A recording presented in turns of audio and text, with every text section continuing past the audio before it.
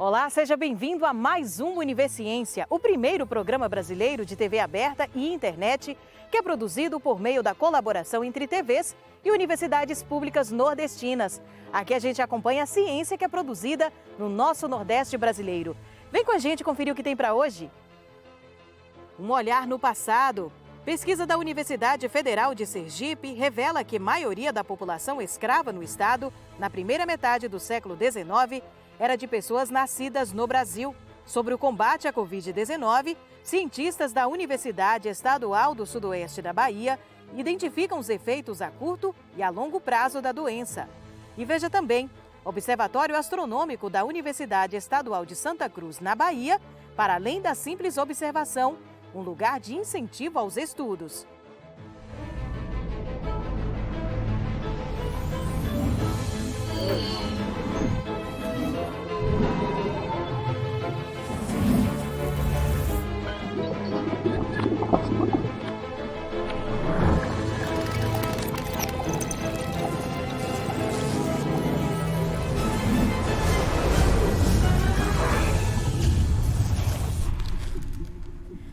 Quem nunca teve a curiosidade sobre o passado?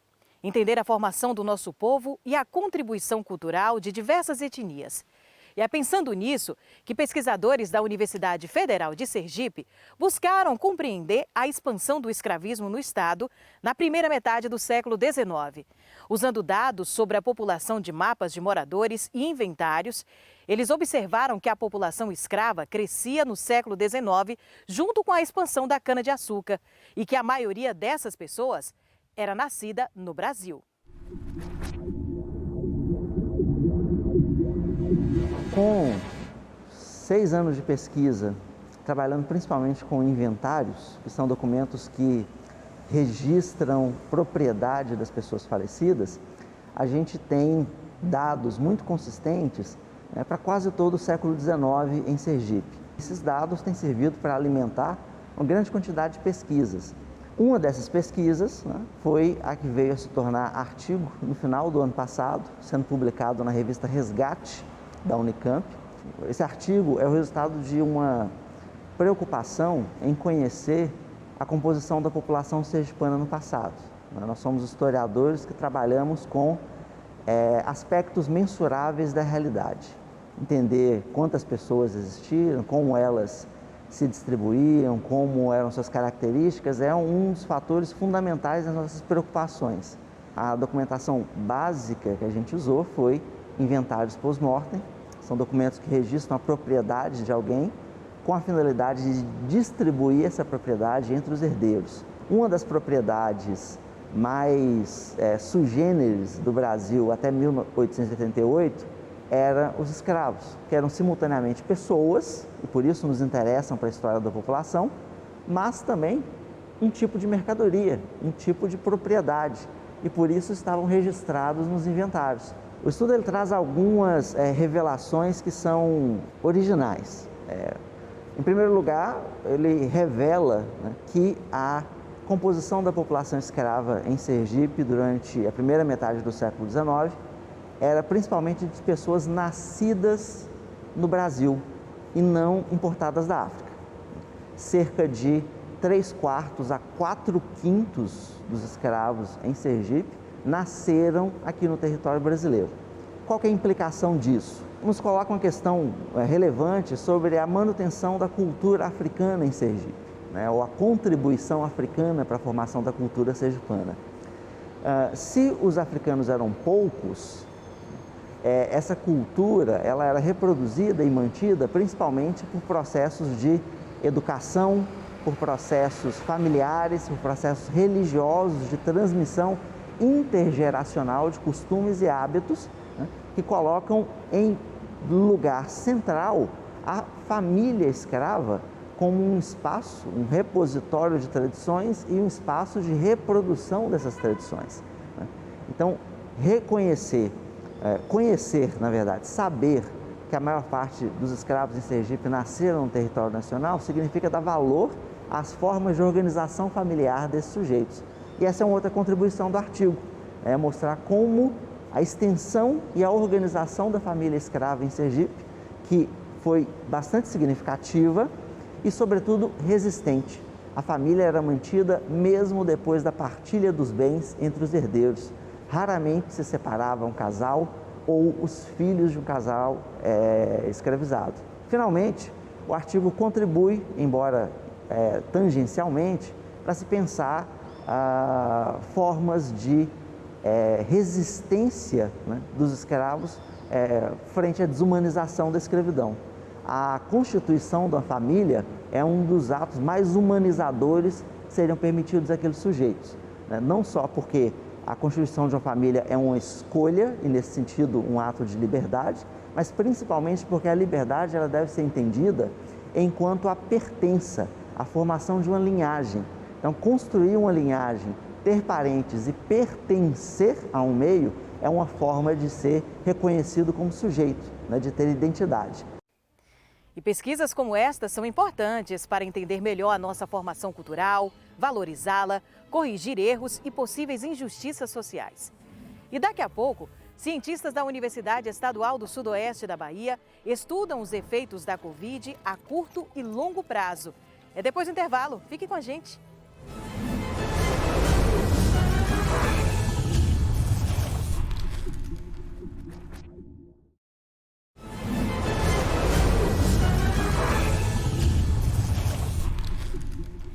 Nós já estamos enfrentando mais de um ano de pandemia e, apesar da batalha da ciência contra a Covid-19, a doença ainda é um mistério.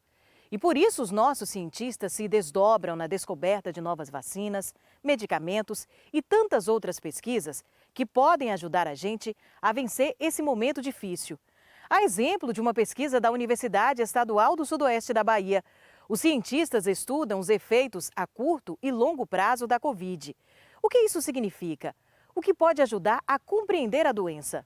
Vamos acompanhar?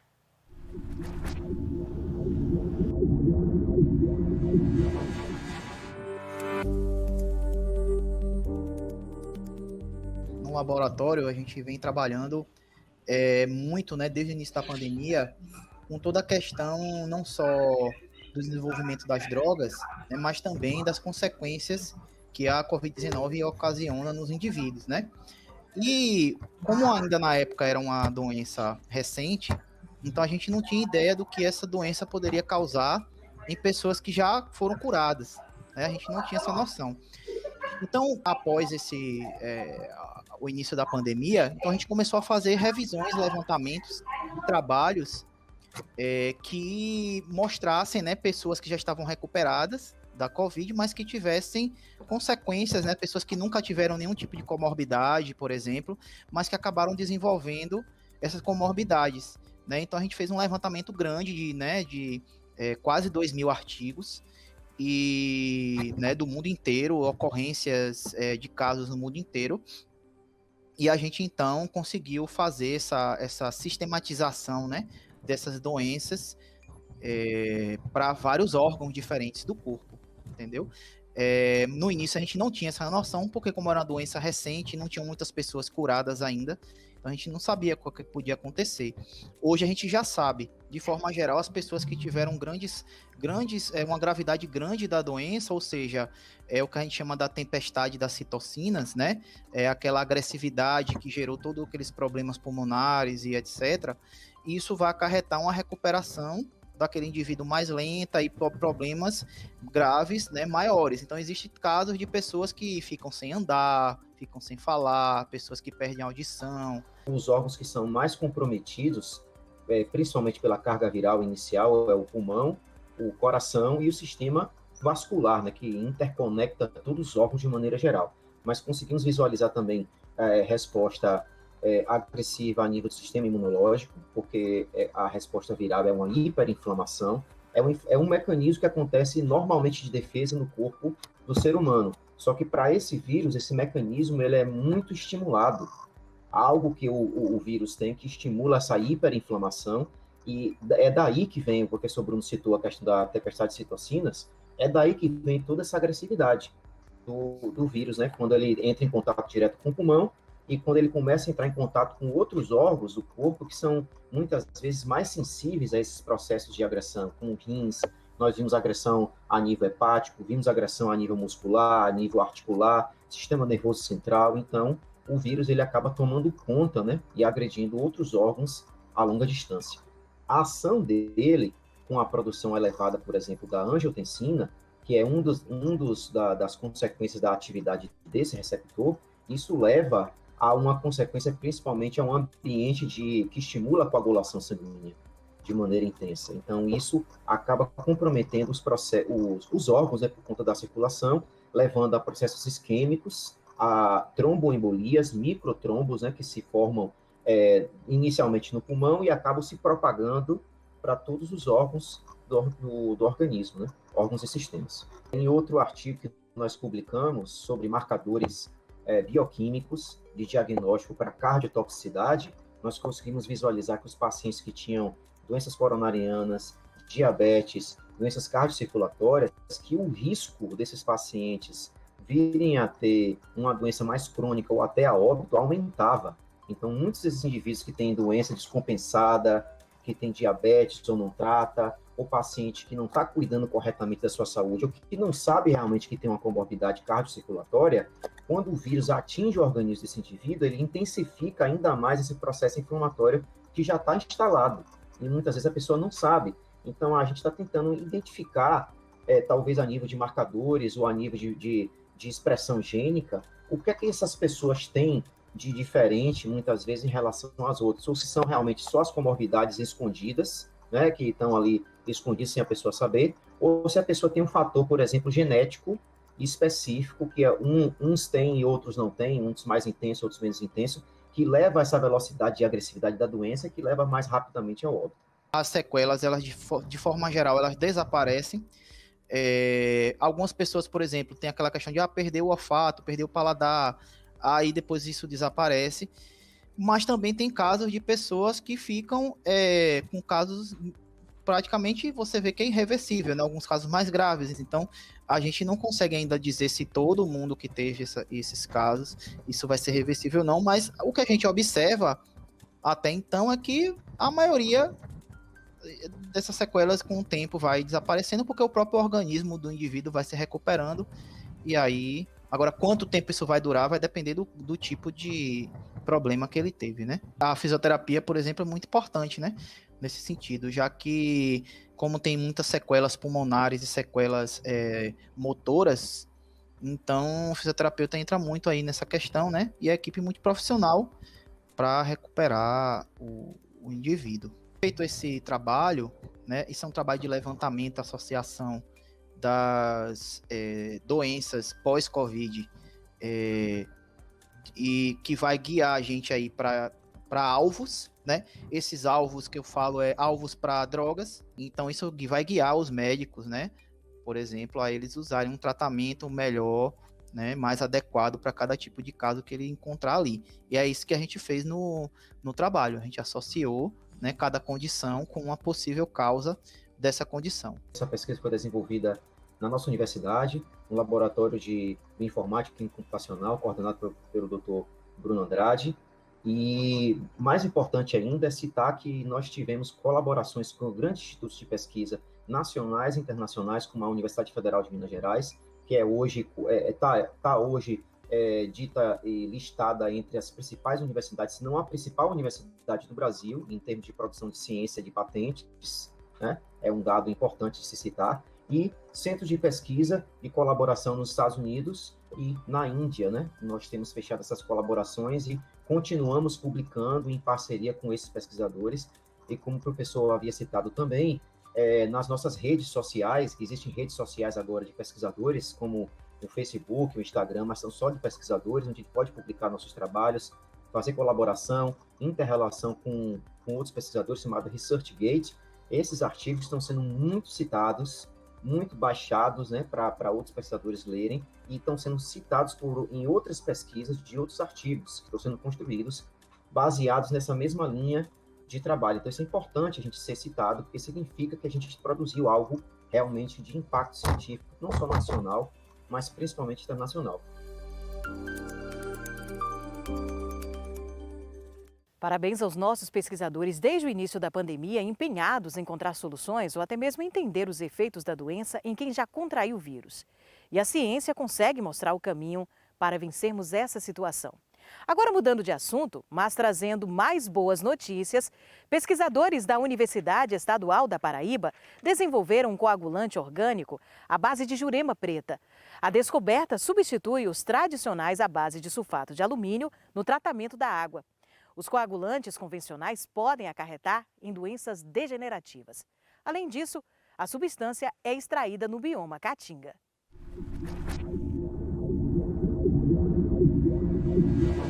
O coagulante orgânico a partir da jurema preta foi desenvolvido em laboratório e testado em escala piloto na estação de tratamento de água da Universidade Estadual da Paraíba. Essa pesquisa surgiu justamente da dificuldade que tem o tratamento de água hoje em dia, que na maioria das estações de tratamento de água utiliza coagulantes inorgânicos à base de metais, principalmente o sulfato de alumínio. E a gente sabe que o alumínio é um dos responsáveis por doenças degenerativas. Além do mais, tem um impacto ambiental, porque a gente está obtendo alumínio através de um recurso não renovável, que é a bauxita, que pode ter outras finalidades. Bem como também os resíduos oriundos desse tratamento é um resíduo extremamente inorgânico e que, se não lançado adequadamente, se não tratado adequadamente, pode causar diversos impactos ambientais. Então, a gente procurou utilizar um tipo de coagulante que é necessário, que é essencial ao tratamento da água, que tivesse menos impacto, tanto para o consumidor, tanto para a saúde do ser humano, como também para o meio ambiente. E procurando dentro do nosso bioma da Caatinga, a gente viu que a jurema preta é riquíssima em tanino e que tem uma capacidade de coagular. Então a gente começou a fazer vários estudos, vários ensaios de tratabilidade e verificamos que a jurema preta, por ter esse teor de tanino, tem uma excelente capacidade de tratar a água, equivalente aos coagulantes comerciais. A pesquisa extraiu da planta típica da Caatinga a substância para desenvolver o coagulante que gera resíduo biodegradável, causando menos impacto ambiental. Primeiro a gente fez a extração, viu a quantidade de tanino. A partir daí a gente começou a fazer os ensaios de tratabilidade em laboratório. Verificamos que tinha grande potencialidade para ser utilizado no tratamento da água. E depois a gente passou para uma escala maior, uma escala piloto, aqui nessa estação de tratamento de água, como vocês podem observar. Com isso, a gente pode garantir a reprodutibilidade dos ensaios realizados em laboratório.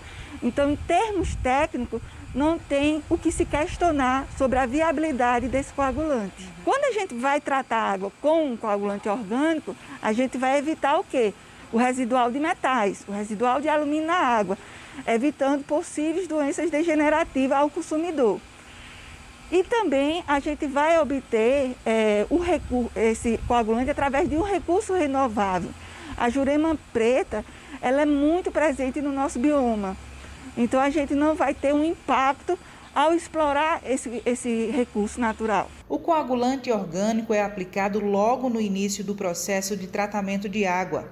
Após a coleta da água bruta, ao recalque para a estação, vai ser adicionado esse coagulante. Ele faz parte da primeira etapa. Então, a primeira etapa do tratamento é a adição desse coagulante. Esse coagulante ele tem que ser acrescentado durante uma mistura rápida da água com ele, para que ele possa agir nas impurezas presentes na água e causar a sua desestabilização das suas cargas.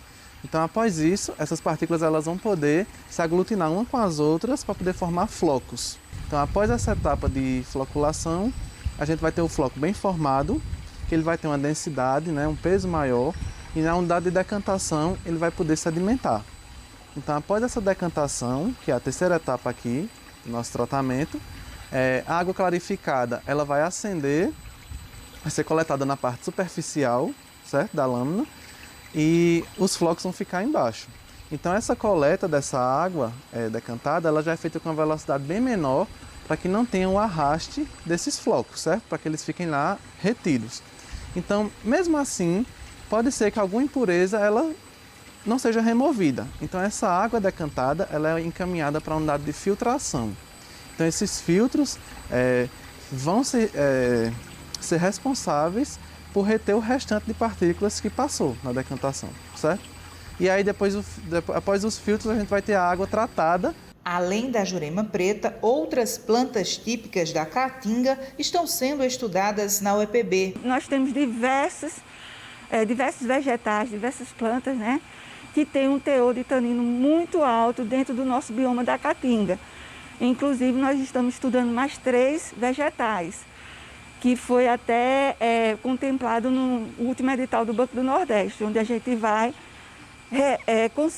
vai estudar a viabilidade de minimizar os processos eutróficos de mananciais utilizados para abastecimento de água utilizando os coagulantes orgânicos no próprio manancial.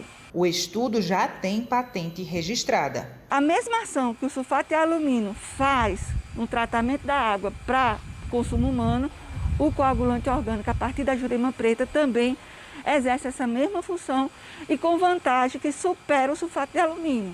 Verificamos que ela tem uma boa tratabilidade para águas com muita turbidez, com muita cor, para diferente tipo de pH, isso é uma grande vantagem. Os coagulantes inorgânicos eles trabalham numa faixa bem estreita de pH, então a gente tem várias vantagens com a jurema preta. Já fizemos ensaios em escala de laboratório, em escala piloto e já obtemos o registro da patente. Então, está aí pronta para o mercado esse produto. E daqui a pouco vamos conhecer o Observatório Astronômico da Universidade Estadual de Santa Cruz, na Bahia. Para além de uma simples observação do espaço, o local é dedicado ao estudo. Depois do intervalo, a gente volta já já.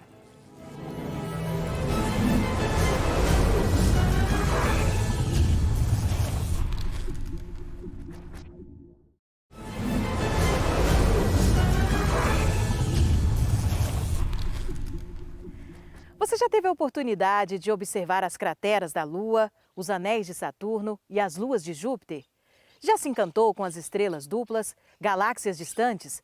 Você reconhece constelações e sabe o que é possível de ser contemplado no céu neste mês, mesmo a olho nu? Tudo isso pode ser possível por meio do Observatório Astronômico. E há alguns anos, a Universidade Estadual de Santa Cruz, no sul da Bahia, tem um espaço dedicado a tudo isso e mais. Fomentar pesquisas a partir das atividades apresentadas no observatório.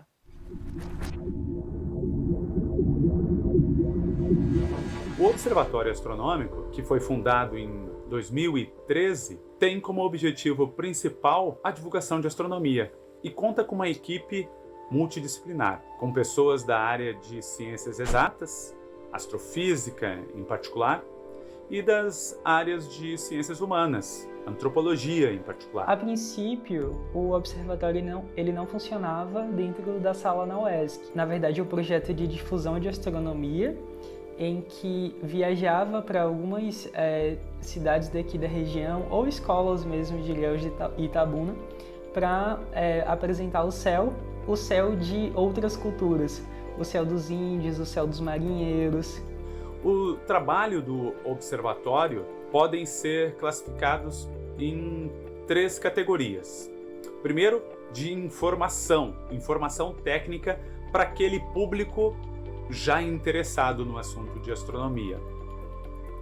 Segundo, capacitação para professores que queiram ou precisam trabalhar com esse tema em sala de aula.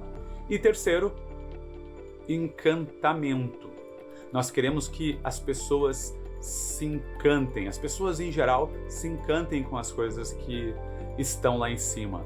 E esse encantamento pode se dar a partir de um telescópio que mostra uma imagem fantástica de uma galáxia, ou através da poesia, da música, no Sarau das Copas. Quando eu comecei no observatório, a gente estava trabalhando com edição de vídeos. No caso, quando a gente ia para as escolas, a gente levava um projetor e fazia uma sessãozinha de cinema. E daí eu fazia parte da equipe que montava esse vídeo.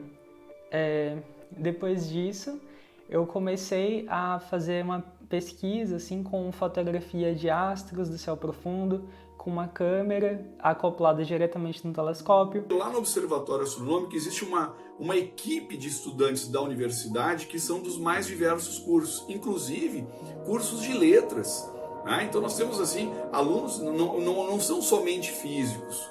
Não é só estudante de física que faz parte da equipe do Observatório Astronômico. O observatório, ele desenvolve diversas atividades, né? Desde sessões de observação do céu com telescópio, tem também uma sessão com planetário inflável, tem algumas instalações dentro da sala do observatório. Atualmente as visitas não estão acontecendo, né? Mas em breve voltarão. Tem apresentação com esquetes teatrais em parceria com o Teatro Popular de Ilhéus. Tem também sessões de leitura e contação de histórias. Eu recomendo, independente da sua área, participar de algum projeto de extensão na universidade, porque certamente ele vai te acrescentar de alguma forma. Pode ser facilitando essa comunicação com o público, pode ser algo mais técnico, como foi no meu caso. Participar de um projeto só tem a acrescentar mesmo, sem dúvidas. Também acredito muito que a visita à universidade venha trazer aos nossos alunos também um incentivo maior ao estudo. Cada vez que nós fazemos uma visita no Observatório Astronômico, nós temos um professor especialista que vai estar tratando de algum tema interessantíssimo, né, dentro do ciclo de palestras que aparecem lá, que surgem, né, que promovem lá no Observatório Astronômico. Eu acho que desde questões mais simples, né, que tratam das leis de Kepler, das leis da gravitação universal, até a própria cosmologia, a própria astrofísica, né, os equipamentos de visualização, o estudo dos telescópios. Então eu acredito que existe uma série de aprendizados. Os alunos saem de lá assim, transbordando conhecimento. Essa é a palavra certa. A escola é extremamente importante para nós, né? É na escola onde os sonhos, onde as curiosidades são fomentadas ou são sufocadas, né? Então é bom pegar o público jovem, as crianças, né? E os professores para tentar dar essa ânima, o fogo da curiosidade, dos sonhos, da percepção, né, do entorno, dos outros, esteja lá ativo. Com certeza essa visita ao UESC mudou muito a minha visão sobre a astronomia, porque quando a gente estuda sobre isso nos livros, a gente sente aquilo muito distante da gente, algo que só pesquisadores muito famosos e importantes poderiam aprender. Mas quando a gente vê um corpo celeste através de um telescópio, quando a gente vê realmente na prática todo aquele universo, a gente se sente muito mais pertencente àquilo, de uma forma muito mais acessível. Olha a diferença quando o aluno vai participar do evento de extensão, né, vai no observatório e o cara pega o telescópio, lá, mira no planeta e olha lá como é que são realmente os anéis de Saturno. Olha de cada lado ali do planeta Júpiter as suas luas, as suas respectivas luzes. Acredito que esses tipos de experiência que os professores proporcionam são muito válidas e muito marcantes, instigam o aluno a querer conhecer mais sobre a astronomia e valorizam a nossa pesquisa e também a nossa tecnologia local. Nós achamos que é importante sensibilizar as pessoas. Não adianta a gente simplesmente passar informação sem a vivência. Bom, o programa de hoje fica por aqui. Na próxima semana, temos um novo encontro marcado para continuar conhecendo as pesquisas desenvolvidas no Nordeste brasileiro. Muito obrigada pela companhia e até lá!